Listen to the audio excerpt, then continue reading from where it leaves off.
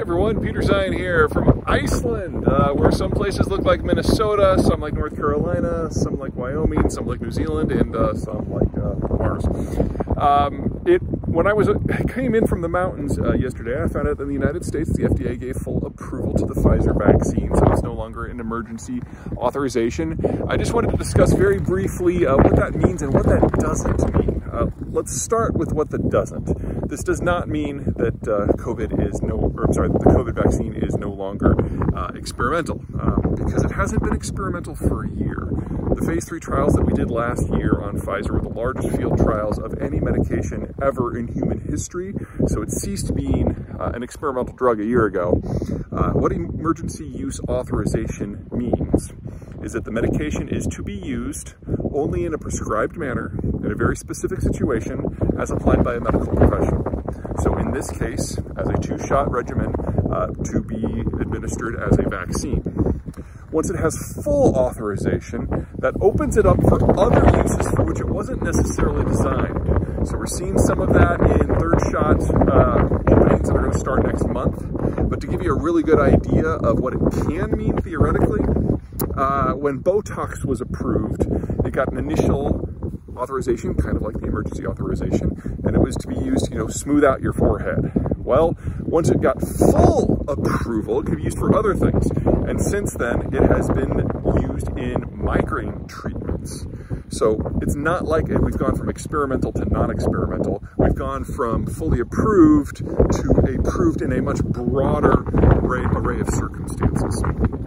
Okay, so that's what it doesn't mean. What it does mean is that we now have legal cover for any employer to allow mandates throughout their employee system. The courts have already been very aggressive in approving mandates up to and including the Supreme Court. But now that there's full authorization, and this has been indicated by the FDA to be safe in all circumstances for nearly all people, you should expect to see a cascade of mandates that are going to affect probably the plurality of American workers by the end of the year, and only accelerating after that, because there's now absolutely no legal or safety reason to think otherwise.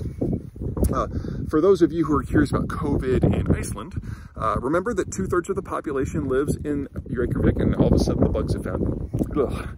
And that's where about 85% of COVID cases are. The more concentrated the population, the more likely you're going to have a respiratory disease. That's just how it works. But I spoke to somebody at the hospital in Akureyri, which is the 2nd largest town, yesterday, and she indicated to me that the number of people who have been vaccinated who are hospitalized is 2 for the entire country.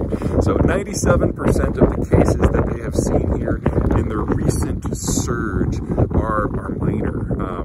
They have a very aggressive test and trace system here, nothing like the United States. So they're turning up a lot of cases because of Delta, but because the population is 90% vaccinated, the only people that are ending up in hospital are this handful of people that for whatever reason have not been able to get the vaccine yet.